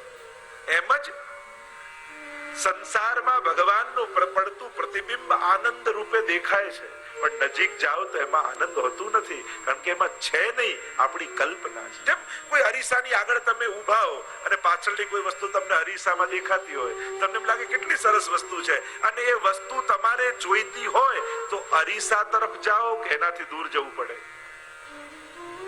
તમે વસ્તુ લેવા જો અરીસા તરફ જાઓ તો ભટકાઈ જાઓ ને વસ્તુ ન મળે, પણ જો એ વસ્તુ જોઈતી હોય તો અરીસાથી દૂર જવું પડે. એમ જ સંસારમાં પ્રતિબિંબ પરમાત્માનું આનંદ રૂપે દેખાય, પણ સંસાર તરફ જાઓ તો નહીં મળે, એનાથી દૂર પરમાત્મા તરફ જાઓ તો એ સુખને તમે પામશો. તેજો વારી મૃદામ યથા વિનિમયો યત્તે સર્ગો મૃષા ધામના સ્વેન સદા નિરસ્તકૂકમ સત્યમ પરમ ધીમહિ. એવા પરમ સત્યનું અમે ધ્યાન ધરીએ છીએ. પરમ સત્ય કોણ છે? અહીંયા કોની કથા છે? તો કે જ્યારે ઠાકોરજી પ્રગટ થવાના હતા અને દેવકીજીના ગર્ભમાં પરમાત્મા પધાર્યા ત્યારે દેવતાઓએ આવીને સ્તુતિ કરી છે. સત્ય વ્રતમ સત્ય પરમ સત્યમ સત્ય સયોનિમ નિહિતમ ચ સત્ય. એ પરમ સત્ય રૂપ પરમાત્મા છે, શ્રી કૃષ્ણની કથા છે. એવા પરમ સત્યનું અમે ધ્યાન કરીએ છીએ. આ બીજ રૂપે ગાયત્રી મંત્ર બતાવ્યો, ધિયો યો નઃ પ્રચોદયાત. બીજા શ્લોકમાં વૃક્ષની વાત કરી કે આ ભાગવત રૂપી વૃક્ષ કેવું છે? ધર્મ પ્રૌજિત કૈતવો અત્ર પરમો નિર્મત્સરાણામ સતામ. આ તો નિર્મત્સર લોકો માટેનું છે. મત્સર દોષ કોને કહેવાય? બીજાનું સુખ જોઈને ઈર્ષ્યા થાય ને, એને મત્સર દોષ કહેવાય. ભક્તિમાં આ બહુ મોટો બાધક છે. તમને ભગવાન ગમે તેટલું આપી દે, પણ શું તમારામાં એટલી તાકાત ખરી કે ઠાકોરજી આગળ બે હાથ જોડીને એટલું કહી શકો કે પ્રભુ મને ઘણું આપ્યું, હવે બીજાને આપ? આટલું કહેવાની હિંમત કરી? ગમે તેટલો મોટો માણસ દુનિયાનો કેમ ન હોય. જો મત્સર અને મચ્છર બંનેમાં ફરક એટલો, એક બહારથી કરડે ને એક અંદરથી કરડે. આ મચ્છર બહારથી કરડે અને મત્સર હોય ને અંદરથી કરડે. ગમે તેટલો સુખી થઈ જાય અને પાછી તકલીફ એ અજાણ્યા ગમે તેટલા સુખી થાય એનો વાંધો નહીં. બિલ ગેટ્સ ગમે તેટલો સુખી થાય, આપણને કોઈ વાંધો નથી. આપણો પાડોશી આપણા કરતા વધારે સુખી ના થવો જોઈએ. ઓળખીતો વ્યક્તિ આપણા કરતા આગળ ન જવું જોઈએ. બસ અજાણ્યા ગમે તેટલા સુખી થાય, આપણને કોઈ વાંધો નહીં. એટલે કે આપણા મત્સર દોષ છે ને, એ નજીકના લોકોમાં બહુ કામ કરે. જેટલો નજીકનો વ્યક્તિ હોય એટલું મત્સર વધારે થાય. શું એવી દુઆ ખરી દિલમાંથી એવી નીકળે આપણી? એટલું મોટું મન ખરું? મોટા લોકો, ગામના લોકો ભલે આપણને કહે, પણ આપણી મોટાઈ આપણે જાણતા હોવા જોઈએ કે આપણી અંદર એટલી મોટાઈ ખરી કે આપણા નિકટના લોકો માટે દુઆ આપી શકીએ કે ભગવાન આ બધાને સુખી કરે. આટલી દુઆ ભગવાન પાસે માંગવાની તાકાત ખરી? આના માટે બળ જોઈએ. બળ, તાકાત એ કેવલ બીજાને પછાડવામાં જ કામ નથી લાગતું. બળ એ બીજાને ઉપાડવામાં કામ લાગે. આપણી તાકાત બીજાને ઉપાડવા માટે વાપરો છો કે બીજાને પછાડવા માટે? હું બીજા કરતા આગળ નીકળી ગયો, એક તાકાતનું રૂપ, અને મેં બીજાને આગળ જવા દીધો, એ તાકાતનું અધિક સુંદર સ્વરૂપ. હરાવીને આનંદ કેમ માણી શકાય? આનંદ તો જીતાડીને થાય. ચલો, મેં કોઈને જીતાડ્યો, મેં કોઈને ઉભો કર્યો, મેં કોઈને આગળ જવા દીધો, એની પણ એક ખુશી હોય છે. એ આનંદથી હંમેશા આપણે વંચિત રહી જઈએ છીએ. બસ જીવનમાં એ જ છે. દરેક વખતે રેસમાં દોડતા ન રહો. જીવનની દરેક ઘટનાઓ પ્રતિસ્પર્ધા બનાવવાની જરૂર નથી, કારણ કે ક્યારેક તમે આગળ નીકળી જશો ને સ્વજનો પાછળ રહી જશે. જીવન ચૂકી ન જાઓ એવા ન દોડો કે ક્યાંક જીવન ચૂકી જાય. કારણ કે તકલીફ એ છે, જીવન સ્તર સુધારવાની રેસમાં આપણે બધા જીવનને ગુમાવી દઈએ છીએ. લાઈફ સ્ટાઇલ સુધરે એના માટે લાઈફને ગુમાવી દઈએ છીએ. એટલે હું તો ઘણી વાર કહું ને કે મોંઘો પલંગ ખરીદો એનો વાંધો નહીં, પણ ઊંઘના ભોગે ન ખરીદતા. ઉત્તમ ભોજન લાવો એનો વાંધો નહીં, પણ ભૂખના ભોગે ના આવવો જોઈએ. પ્રગતિ થાય એનો વાંધો નહીં, પણ સ્વજનોના ભોગે ન થવી જોઈએ. સુખ ભોગો એનો વાંધો નથી, પણ એવી જગ્યાએ ઉભા રહીને ન ભોગવો કે કોઈને એના દુઃખ યાદ આવે. સુખ માણવામાં ક્યાં વાંધો છે? ખૂબ સુખી થાવ. ભાગવતજીમાં રાજા મહારાજાઓની જ કથા છે ને. કોણે કહ્યું કે ભગવાન એને મળે જે દુઃખી હોય? બધા રાજા મહારાજાઓની જ કથાઓ છે. એટલે ખૂબ સંપન્ન થાવ, પણ સંપન્ન કેવલ ખિસ્સાથી નહીં, મસ્તકથી, બુદ્ધિથી પણ સંપન્ન બનો, મનથી પણ સંપન્ન બનો, વિચારોથી પણ સંપન્ન બનો. મોટા થયા છો તો મોટાઈ બતાવો, મોટા બનો સાચા અર્થમાં. તમારી મોટાઈ નાનાને મોટા કરવામાં, ઊભા કરવામાં છે. એ તો સાચી મોટાઈ છે. અને એટલા માટે તકલીફ, જો ભગવાનની રચના એવી છે ને કે ખિસ્સા ભરવા માટે, પૈસા માટે માણસ પાપ કરે, પણ મરી જાય ને તો પૈસા રહી જાય, પાપ ભેગા આવે. ભગવાને રચના જેવી કરી છે, આપણે પૈસા માટે પાપ કરીએ, તો ભગવાન બનાવ્યું કે પૈસા રહી જાય, પાપ ભેગા આવે. અને એટલા માટે સાવધાન રહેવું કે આ જીવન ક્વોલિટી વાળું જીવજો.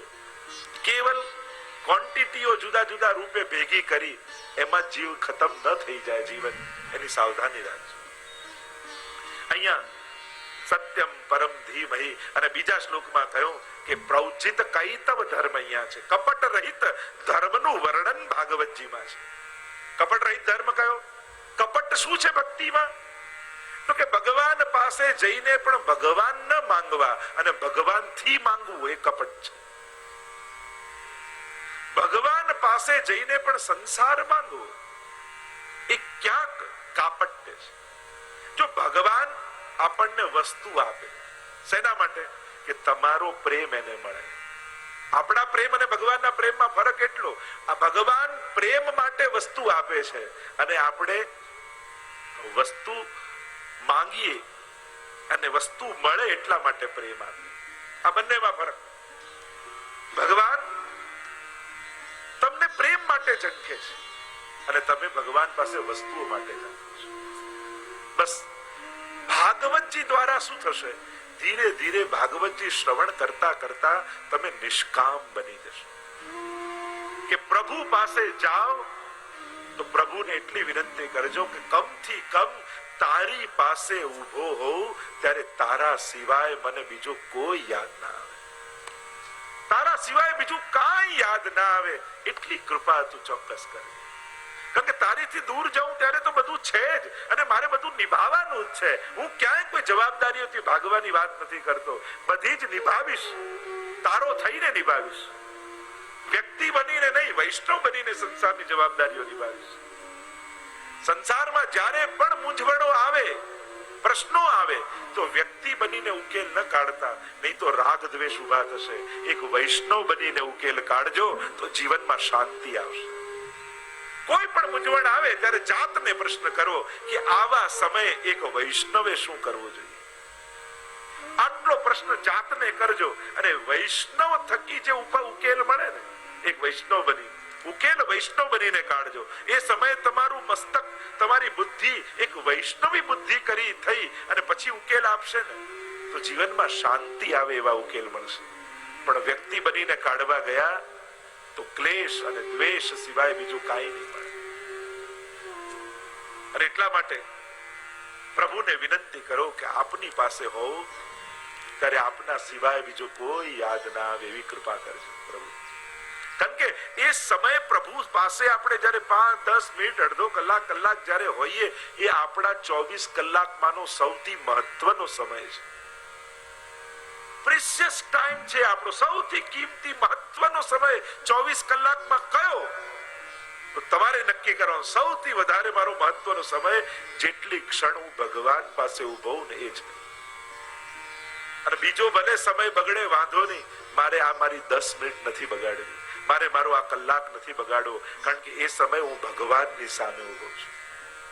આ આખી દુનિયા જેને વશ છે એ પરમાત્મા મારી જોડે છે. વિચાર કરો, કોઈ દેશનો પ્રેસિડેન્ટ કે પ્રધાનમંત્રી તમને 10 મિનિટ મળવાનો મોકો આપે ત્યારે તમે શું કરો? મોબાઈલ બધું ઓફ, બધાને કહી દો હમણાં ફોન કરતા નહીં, આ 10 મિનિટ પ્રાઇમ મિનિસ્ટર જોડે મારી મીટિંગ છે. કેટલું મહત્વ તમને લાગે કે દેશનો પ્રધાનમંત્રી મારી જોડે ઉભો છે. તો વિચાર કરો, એક દેશનો પ્રધાનમંત્રી મળે તો આટલું મહત્વ, તો આખી દુનિયા બનાવનારો એ પરમાત્મા જ્યારે આપણી સામે હોય ત્યારે એ સમય કેટલો મહત્વનો આપણો હોવો જોઈએ, કેટલો ક્વોલિટી વાળો આપણો એ ટાઈમ હોવો જોઈએ. તમે વિચાર કરો, શું ભગવાન પાસે ઉભા રહીને પણ તમે એની મહત્તા માનીને ઉભા રહો છો ખરા? વિચાર કરો. નહીં, આપણે એને ઇમ્પોર્ટન્સ એ ટાઈમે નથી આપતા. આપણે એને એટલું જેટલું મહત્વ આપવું જોઈએ એટલું નથી આપતા. કથા સાંભળ્યા પછી વિચાર કરજો, અહીંયા બેસેલા દરેક લોકો, ભગવાન આગળ ઉભો રહીશ ત્યારે મારી સમગ્ર ચેતના કેવલ ને કેવલ પ્રભુ પરક રાખીશ. તો આ કપટ છે. ભગવાન પાસે ભગવાનને ન માંગવા. ઘણાને તો જોઈને સીડી ચડતો હોય ને મંદિરની, અને પ્રભુ સમજી જાય કે હમણાં લિસ્ટ લઈને આવશે, આ જોઈએ, આ જોઈએ, આ જોઈએ, આ ન કર્યું, આ ન કર્યું, આ કર્યું હોત તો આ કર્યું હોત. તો એ તો કરે જ છે, એના સમયે બધું જ કરનારો છે. ભરોસો રાખો, દ્રઢતા રાખો. મહાપ્રભુજી 16 ગ્રંથમાં કહે ને, પ્રાર્થિત એવા તત કિમ સ્યાત સ્વામ્યાભિપ્રાય સંશયાત. માંગીને પણ શું થઈ જશો? એક જ વસ્તુ થશે, તમને ભગવાનના નિર્ણય પર ભરોસો નથી એટલે માંગો છો. એ કરશે એના પર ભરોસો કરો, તો પછી માંગો નહીં, એને માણો, એમ મહાપ્રભુજી કહે છે. ભગવાન સામે હોય ત્યારે માંગવાનો વિચાર નહીં, માણવાનો વિચાર હોવો જોઈએ કે મને ભગવાન મળ્યો. મારા ગોપીઓ જ્યારે ઠાકોરજી સામે ઉભા હોય ત્યારે કૃષ્ણના આનંદને કેવો માણે છે, શું એવો હું ભગવાનને માણી શકું છું? માણવાનો વિચાર કરો, માંગવાનો. અને ત્રીજા શ્લોકમાં ભાગવતજીના ફલાત્મક સ્વરૂપને સમજાવતા કહ્યું, નિગમ કલ્પ તરોર ગલિતમ ફલમ શુકમુખાદ અમૃત દ્રવ સંયુતમ પીબત भागवतम रसमालयम मुहुरहो रसिका भुवि भावुका. देखो भागवत जी के स्वरूप को समझाया यहाँ. भागवत जी का क्या स्वरूप है? निगम कल्प तरोर गलितम. वैकुंठ में वेद रूपी वृक्ष है और उस वृक्ष पर यह गलित फल भागवत जी रूप से लगा हुआ है, जिसका बीज गायत्री है और वेद उपनिषद रूप ये वृक्ष, उपनिषद है जिसकी शाखा प्रशाखाएं, और उस पर ये गलित फल भागवत जी रूप से लगा. गलितम फलम. અને વૃક્ષ ઉપર સૌથી મીઠું ફળ કયું? જે ફળ ઉપર પોપટે ચાંચ મારી હોય ને એ સૌથી મીઠું હોય.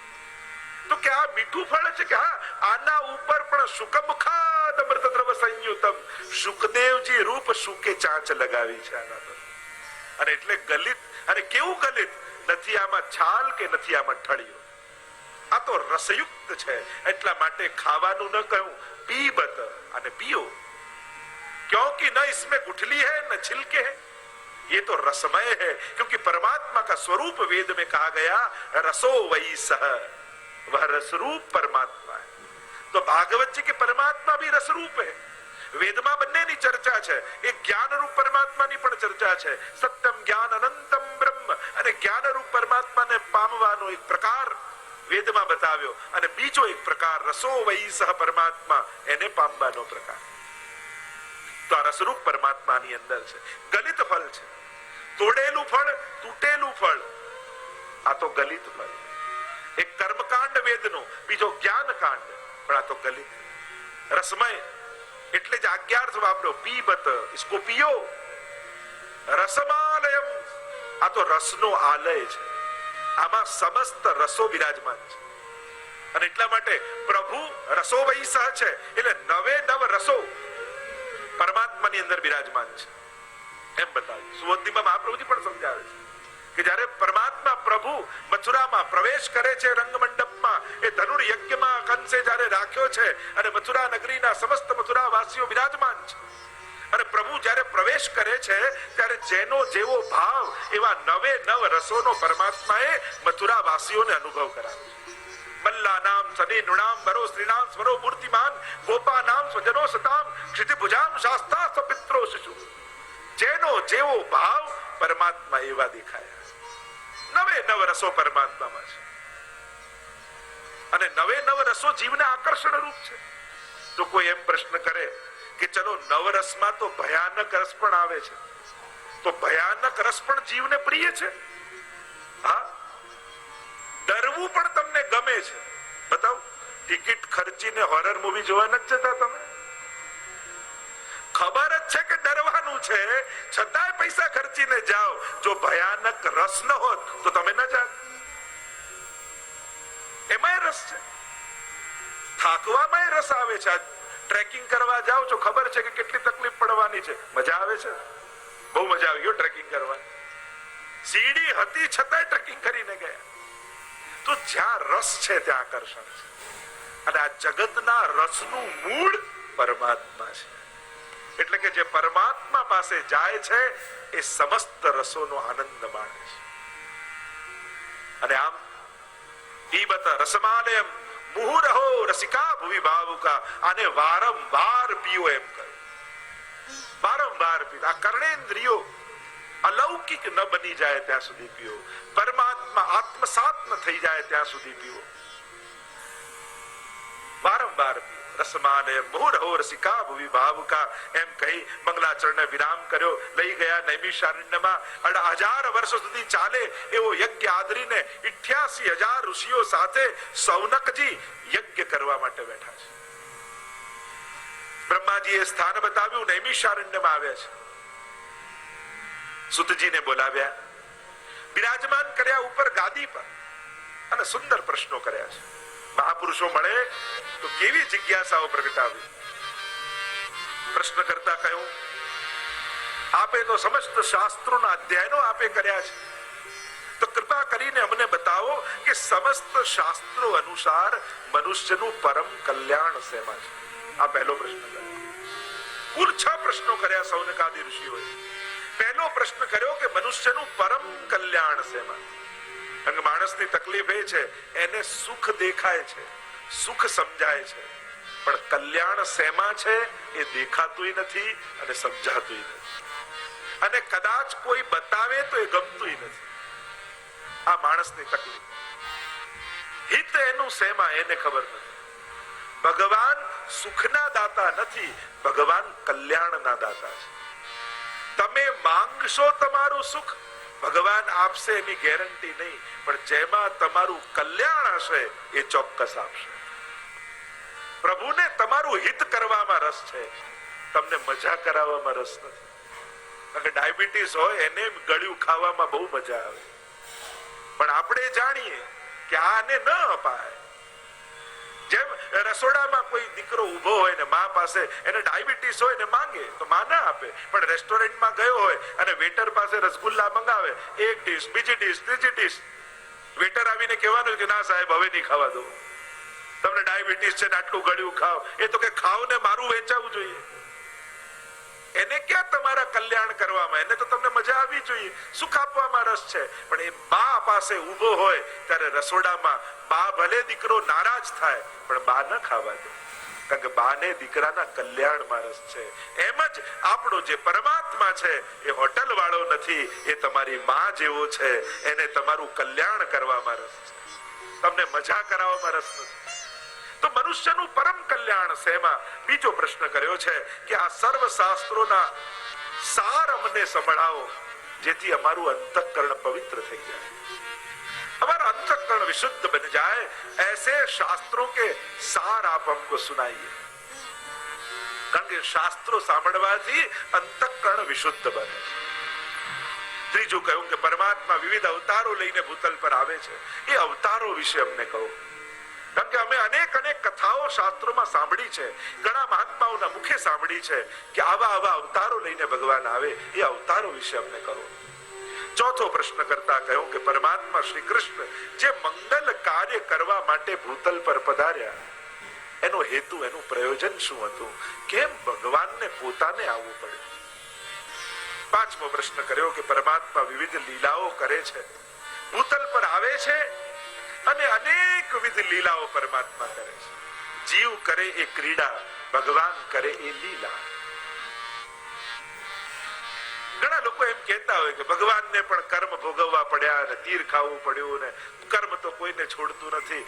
ભગવાનને ક્યારે પણ કર્મ ભોગવવા પડતા નથી, કારણ કે ભગવાન કોઈ કર્મ કરતા જ નથી, ભગવાન લીલા કરે છે. ગીતાજીમાં સ્પષ્ટ ભગવાને કરી દીધું છે, જન્મ કર્મ ચમે દિવ્યમ, મેરે और मेरे कर्म दोनों दिव्य हैं, लौकिक नहीं है, साधारण मनुष्य की तरह नहीं है, ये अलौकिक है। अनायासेन हर्षात क्रियमाण चेष्टा सलीला। લીલા શબ્દની વ્યાખ્યા જ કરી, જેનું કાંઈ જ પ્રયોજન ન હોય, કેવલ આનંદની અભિવ્યક્તિ હોય, એને જ કહેવાય લીલા. અને એટલા માટે ભગવાને ક્યારે પણ કોઈ પણ કર્મ ભોગવવા પડતા નથી અને કર્મ ભોગવવા એ આવતા નથી. માણસનો જન્મ કર્મવશ થઈને થાય છે, ભગવાન આવે છે કૃપાવશ થઈને. સ્પષ્ટ ગીતાજીમાં ભગવાને કહ્યું, જન્મ કર્મ ચમે દિવ્યમ. અને જે એ જાણી જાય એ પોતે જન્મ કર્મથી મુક્ત બની જાય છે, એમ ભગવાન કહે છે. એટલે પ્રભુની વિવિધ પ્રકારની લીલાઓ છે. અને લીલાઓ કેમ કરે છે? કારણ કે જ્યારે ભગવાન ભૂતલ પર ન હોય ત્યારે આપણા જેવા જીવો એ લીલાનું ગાન કરીને જન્મ મરણના ચક્કરમાંથી છૂટી જાય, એટલા માટે લીલાઓ કરે છે. કારણ કે નામ, રૂપ, લીલા અને ગુણ આ બધું જ ભગવાન રૂપ છે. ભગવાનનું નામ બોલો તો જેટલું ભગવાનમાં સામર્થ્ય એટલું જ એમના નામમાં સામર્થ્ય. ભગવાનના ગુણગાન કરો તો જેટલું ભગવાનમાં સામર્થ્ય એટલું એના ગુણોમાં સામર્થ્ય. ભગવાનમાં જેટલું સામર્થ્ય એટલું એની ભગવાનની લીલાઓનું શ્રવણ કરો, એટલું જ ભગવાન જેટલું સામર્થ્ય. જેટલું ભગવાનમાં ઐશ્વર્ય, વીર્ય, યશસ્વી, જ્ઞાન, વૈરાગ્ય, એટલું જ ભગવાનની કથાનું પણ સામર્થ્ય. એટલે જ ગોપી ગીતમાં ગોપીજનો કહે છે, તવ કથામૃતમ તપ્ત જીવનમ કવિભીરીડિતમ કલ્પશાપહમ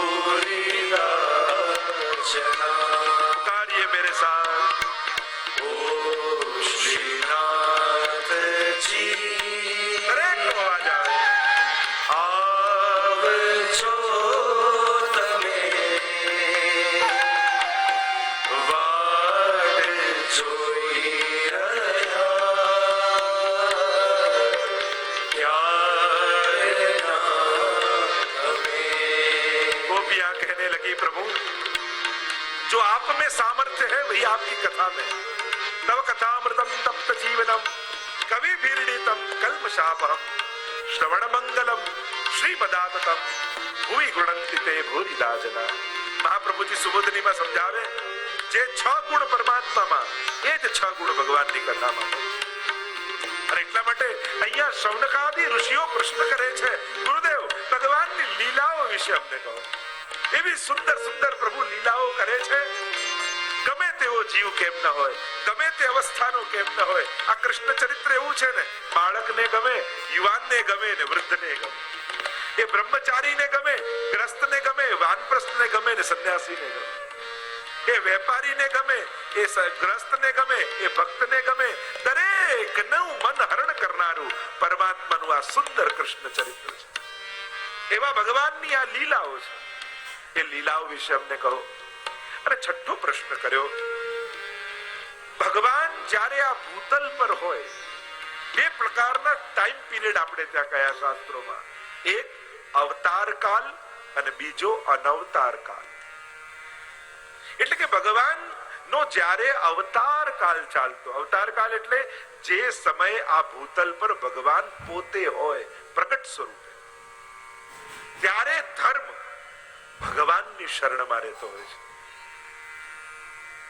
પણ પ્રશ્ન એ કર્યો કે પ્રભુ જ્યારે સ્વધામ પધારી ગયા પછી ધર્મ કોના શરણે ગયો? આપ અમને એ શરણ બતાવો તો અમે એનું શરણું લઈએ, તો અમે સાચા અર્થમાં ધર્મનું પાલન કરી શકીએ.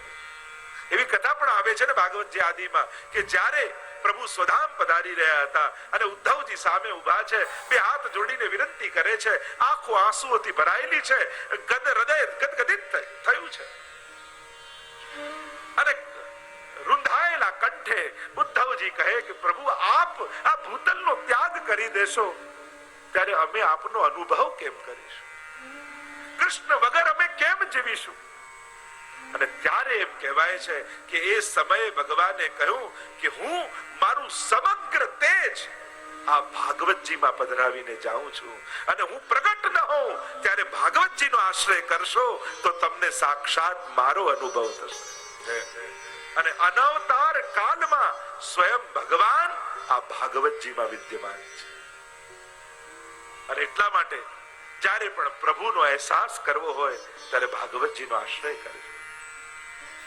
ભાગવતજીનું ગાન પાન શ્રવણ પરમાત્મા મળ્યાનો આનંદ આપનારો છે. અને અહીંયા એટલે જ પ્રશ્ન કર્યો છે કે પ્રભુ સ્વધામ પધારી ગયા પછી ધર્મ કોના શરણે ગયો એ અમને સમજાવો. અને જ્યારે આ સુંદર પ્રશ્નો કર્યા છે ત્યારે મનુષ્યનું પરમ કલ્યાણ શેમાં છે એને સમજાવતા સુતજી ઉત્તર આપતા બોલ્યા, સવૈ પુંસામ પરો ધર્મો યતો ભક્તિરધોક્ષજે અહૈતુક્ય પ્રતિહતા યયાત્મા સંપ્રસિદ્ધતિ.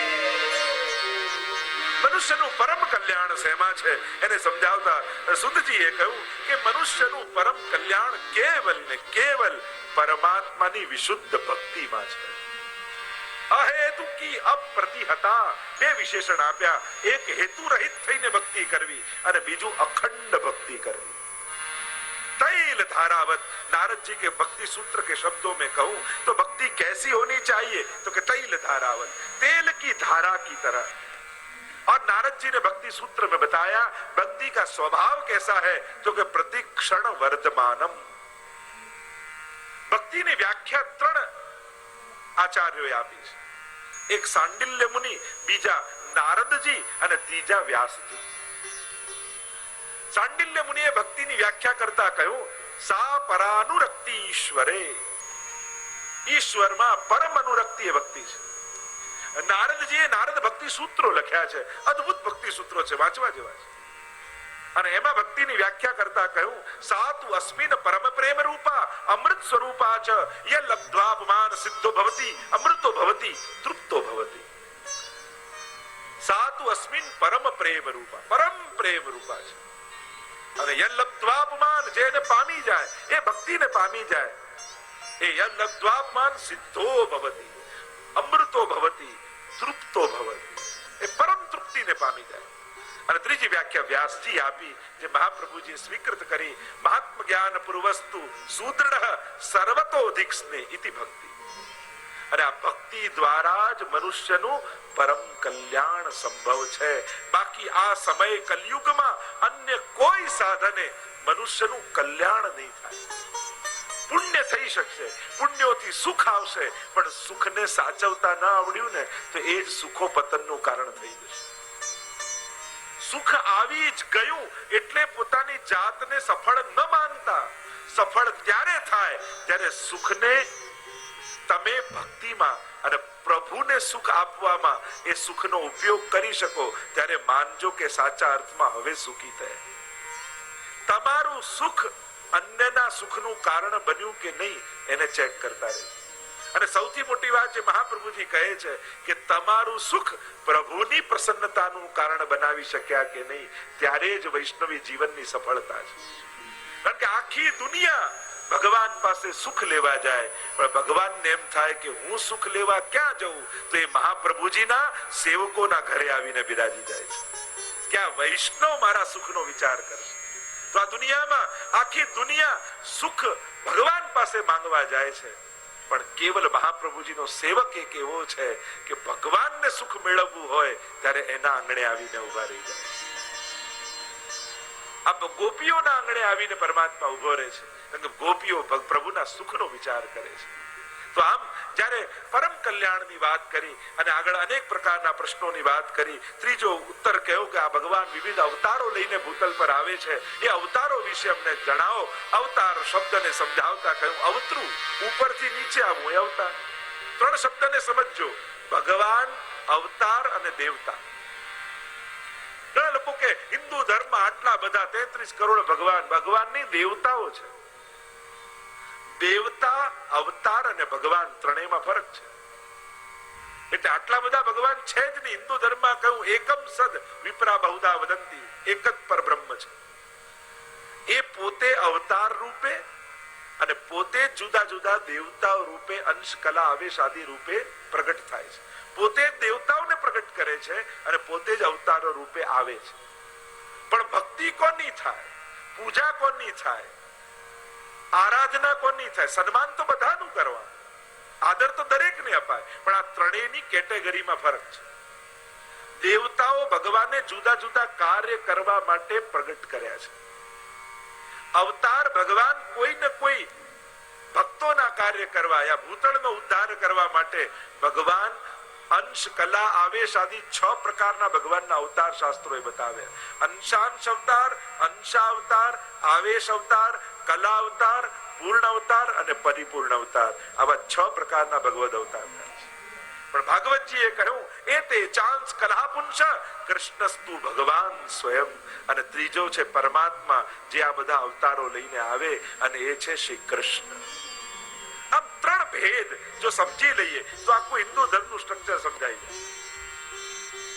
ગીતાજીમાં પણ ભગવાને સુંદર રીતે સમજાવ્યું કે દેવતાઓની આરાધનાથી કયું ફળ મળે, અવતારની આરાધનાઓથી કયું ફળ મળે અને પરમાત્માની આરાધનાથી શું ફળ મળે. આખું સુંદર રીતે ભગવાને, જ્યારે આપણે ગીતાજી ને ભાગવતજી વાંચીએ ને પછી આ કોઈ સંશય રહે છે. ધર્મ ગ્રંથો વાંચતા નથી એટલે શંકાઓ વધે છે અને અંધશ્રદ્ધામાં આપણો હિન્દુ સમાજ એટલે જ જાય છે કારણ કે એ ધર્મ ગ્રંથોથી દૂર રહે છે. જો હિન્દુ સમાજ ધર્મ ગ્રંથો પ્રત્યે જાગૃત થઈ જાય તો અંધશ્રદ્ધાથી બચી જાય. આ રોજ રોજ જે નવા ભગવાનો પેદા થાય ને એ બધા અટકી જાય. અને પૂછીએ ભાઈ કયા ગ્રંથમાં ભગવાન વિશે લખ્યું છે, કોઈક તો ગ્રંથમાં નામ બતાવો. હા, આદર બધાને આપી, કોઈ વાત, શ્રદ્ધાને આદર છે, પણ શ્રદ્ધા અંધશ્રદ્ધા સમાજમાં ફેલાવે એવી પણ ન હોવી જોઈએ. શાસ્ત્રોક્ત શ્રદ્ધા હોવી જોઈએ. તો એ વાત કરતા અવતારો વિશે કહ્યું ને સુધજી કહેવા લાગ્યા કે હવે 6:30 થવા આવી છે. તો અહીંયા આ કથાને વિરામ તરફ આજે લઈ જઈએ. કાલે પુનઃ 3:30 વાગે આપણી કથા ગંગા, અને કાલે તો પૂજ્ય પિતૃચરણ પણ આપણી કથામાં પધારી અને વચનામૃત નું દાન આપણને બધાને કરશે. જ્યારથી કથા શરૂ થઈ આપ સતત સંપર્કમાં રહીને પૂછી રહ્યા છે કેમ કથામાં સુંદર બધો આનંદ કરી રહ્યા છે, કારણ કે ખૂબ જ કૃપા આ પરિવાર ઉપર પિતૃચરણની રહી છે અને એ આશીર્વાદ આપવા માટે, પોતાનો આનંદ અભિવ્યક્ત કરવા માટે પિતૃચરણ અહીં પધારવાના છે. ખાસ પૂર્વમાં જે બધાઈ આપવામાં આવી ફેબ્રુઆરી મહિનામાં 15 ફેબ્રુઆરીથી 19 ફેબ્રુઆરી સુધી નાથદ્વારામાં શ્રીનાથજી ગુણગાન મહોત્સવ નું દિવ્ય આયોજન કરવામાં આવ્યું છે. તો આપ બધા જ એમાં આમંત્રિત છો. ખેલના દિવસો ચાલતા હશે, શ્રીનાથજીના દિવ્ય ગુણો ઉપર કથા થશે, સાથે સાથે વિવિધ પ્રકારના આયોજનો શ્રીનાથજીના સાનિધ્યમાં થવાના છે. તો આપ લોકો એનો લાભ લઈ શકો છો. એની સાથે સાથે પુષ્ટિ માર્ગની સર્વપ્રથમ એક વિશિષ્ટ પ્રકારની મોબાઈલ એપ આપણે તૈયાર કરી છે. ખાસ બધાને અનુરોધ કરીશ, પોતાના મોબાઈલમાં તમે ઘણી એપો રાખી હશે, પ્લે સ્ટોરમાં જઈ આ એપ ડાઉનલોડ કરજો. ભક્તિ રેડિયો નામથી છે. આ જેટલી કથાઓ છે